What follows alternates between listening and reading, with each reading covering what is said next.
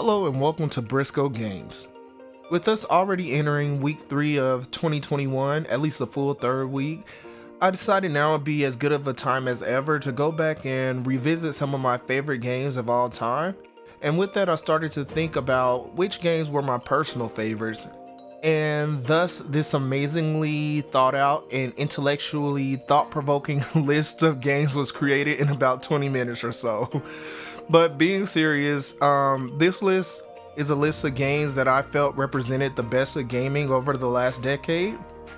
Now I want to specify that there are a few things about this list I want to go over before I dive directly into it. So again, this is my personal top 10, so games I personally enjoyed, and if I were to review them, in my opinion, all of these games would be a 9 out of 10 or higher, which is saying a lot because honestly, I think I'm a pretty hard critic on games. Like, I feel like there's a lot of great games, but in my opinion, most of the games are in like the 8 range, and me giving out a 9 or higher is usually limited to a few games. So we have like 10 years of games to go over, and honestly, it'll probably be less than 20 games I would give a 9 out of 10 or higher to. And it was kind of hard making this list, to be completely honest, but I mean, I got the nominees quickly, but making sure I got my final 10 together, that was kind of hard. So again, this list is just my specific gaming preference. This is also, even though it's based on my preference, it also doesn't mean I'm looking at this from a biased point of view. Like, I try to remain unbiased as much as humanly possible, and there are games that we all love, but we can also say those games that we love aren't critically the most amazing games or even the best games in their genre. So an example of this for me would be something like Left 4 Dead, Warhawk on PlayStation 3. I'd even say older Pokemon games. I was huge fans of those games, and I played all 3 of those games, like Left 4 Dead, Warhawk, and older Pokemon, faithfully. And those games would not make my top 10 list of critically reviewed games probably ever. But even though I love them, they just still aren't those type of games that I would review as this is the prime example of what gaming is. Like, they were fun games that I played all the time, but they won't make this list, one, because again, they aren't those critically approved games that I feel should be here, and also because all those games came out before 2010. So without any further ado, here's my personal top 10 games of the last decade, the last 10 years, and let's get into it. Number 10, Heavy Rain. Now this is a little bit of a controversial game, just a little bit. Heavy Rain was literally one of the first full-on adventure games, but Heavy Rain was the first one that I thoroughly enjoyed and felt was absolutely amazing, especially at the time of its release.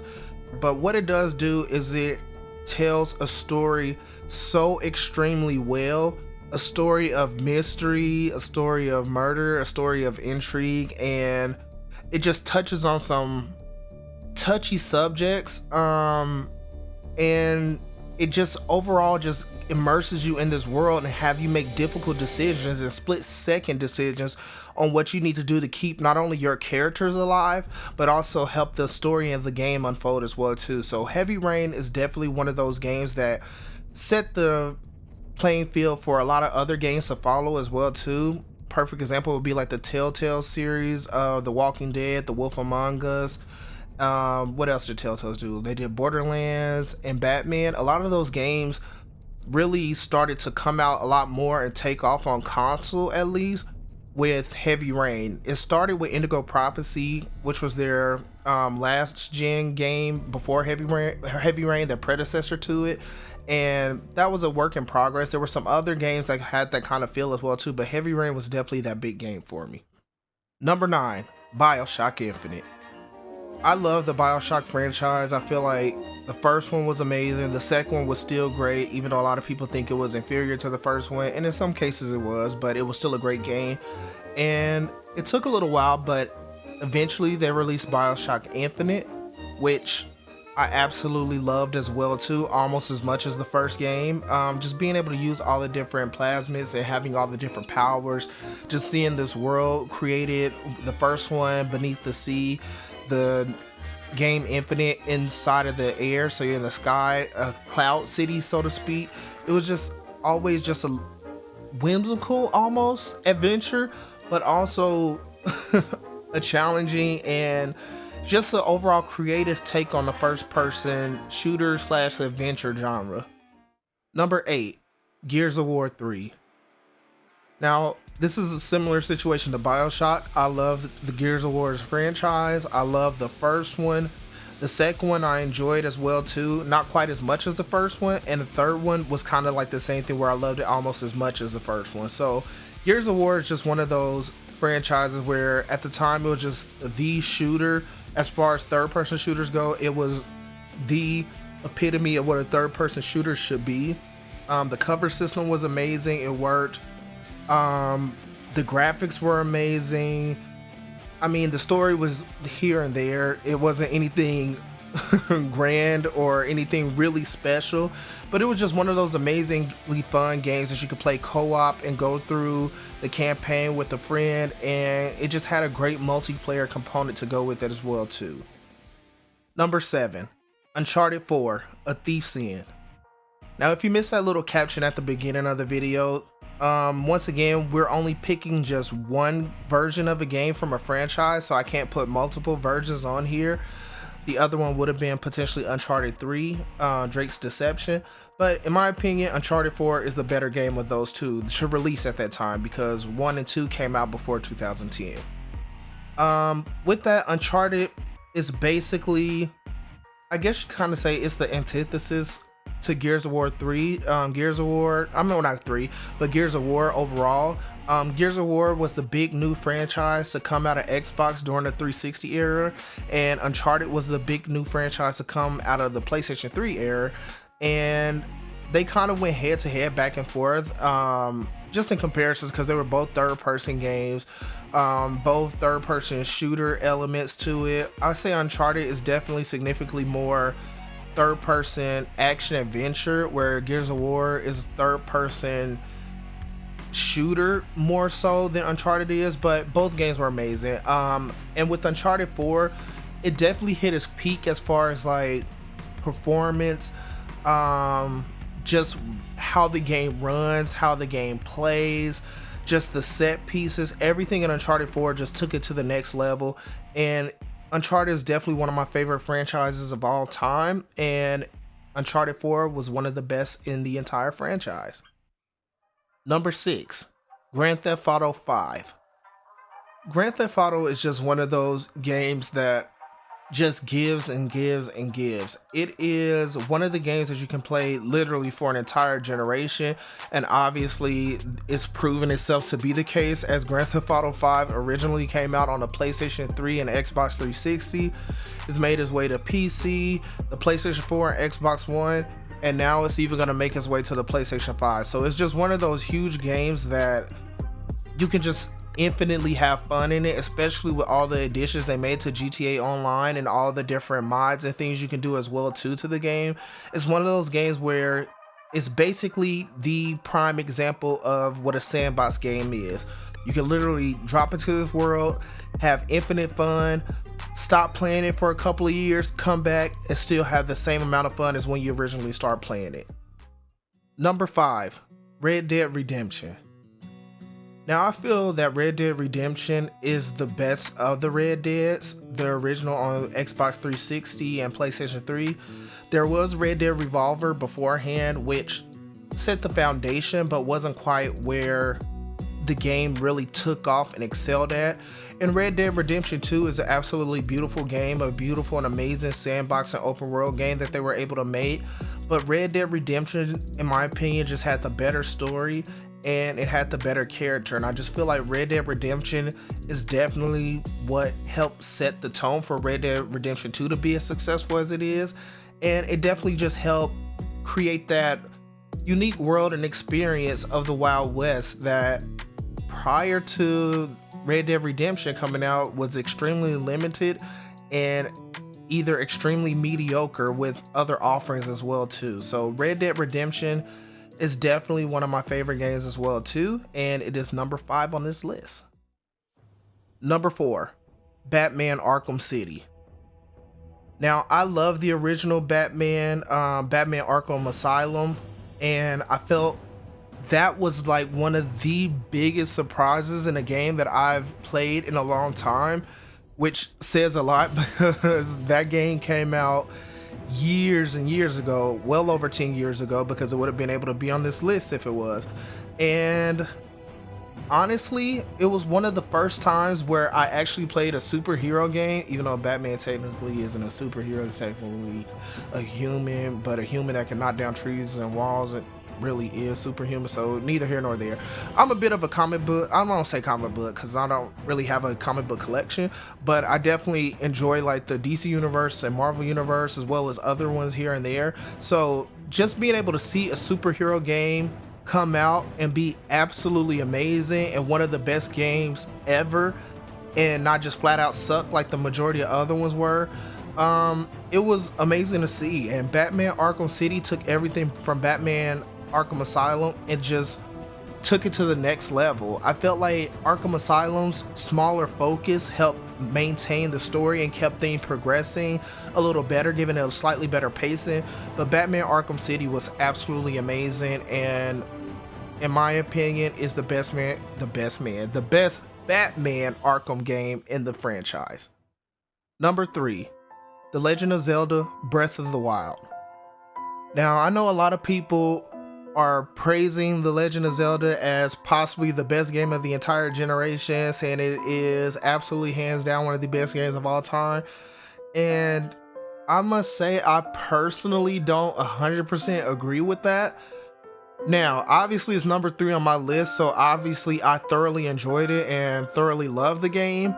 I feel like it is a strong contender for being just an absolutely amazing Nintendo game, possibly one of Nintendo's best games. Well, I guess dating all the way back to The Legend of Zelda Ocarina of Time being, in my opinion, that Super Mario Brothers and what else? Mario 64. I say those 3 would be like their 10 out of 10s for their respective consoles. And I feel like The Legend of Zelda Breath of the Wild doesn't quite hit that mark. One, it had technical issues. It had a few other issues here and there. There's not really a story there. But I will definitely say just the world and existing in that game and the amount of physics and different things that you can do in that game is absolutely phenomenally impressive, especially when you consider that this was a Wii U game and a game that's running on a handheld, the Nintendo Switch. So The Legend of Zelda Breath of the Wild is still an amazing game.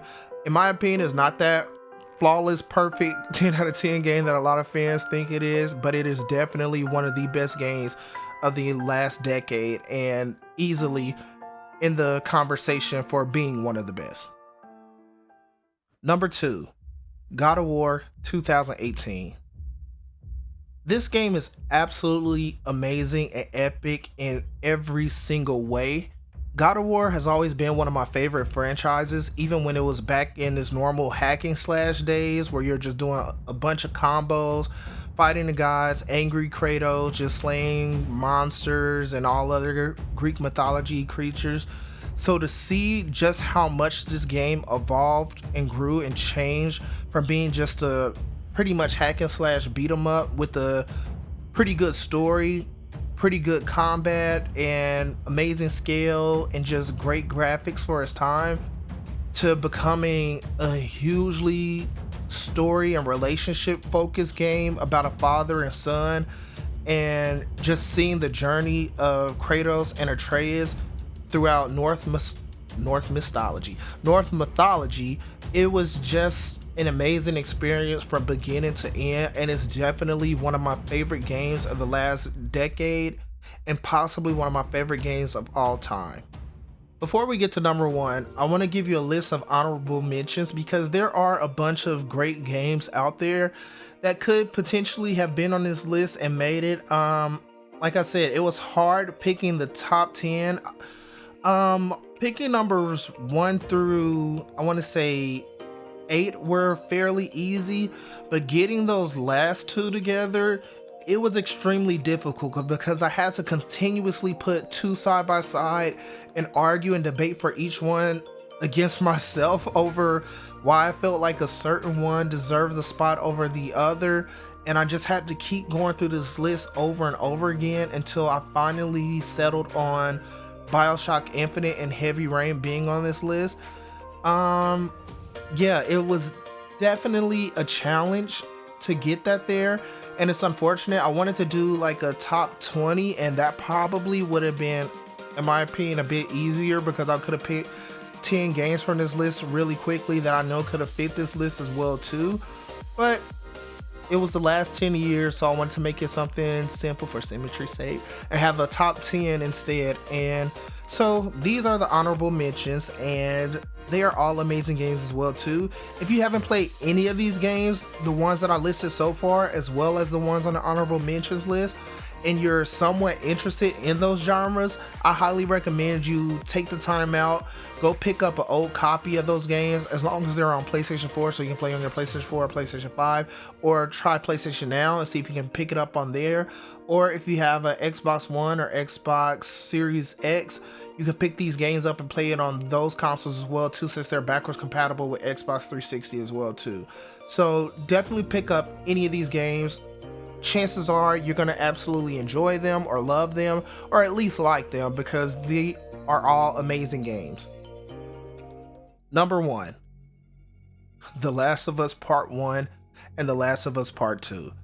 Now I know I said I was only going to pick one, but this is one of the few cases where I might be in a minority. I don't think I am, considering the amount of awards this game has won and considering the amount of sales that this game has received, even though there are people saying that the game flopped and only sold 4 million, when obviously that's not the case. It's been listed as the number 5 or number 6 best-selling game of the year and the number 1 selling PlayStation exclusive of the year. So obviously the game has gone on to be extremely successful sales-wise for Sony, and for at least The Last of Us Part 2.